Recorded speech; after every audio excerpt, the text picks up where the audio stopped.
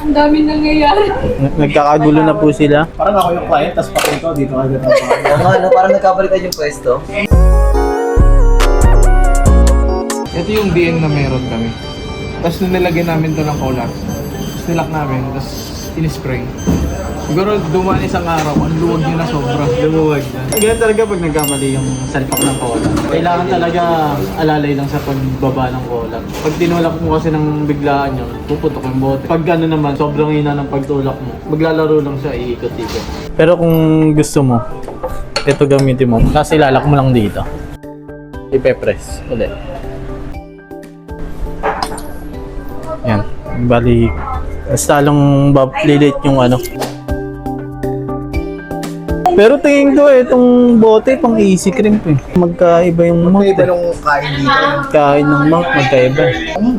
Nagagalaw ba? Yung sprayer, sumasabay. Pag ginano mo talaga. Pakit na ikot. Pag namali talaga ng ano na ito, press, naggaganon talaga. Try natin ito kasi. Dahil ba sa ano yun? Parang malaki yung mouth nung sa inyo kasi.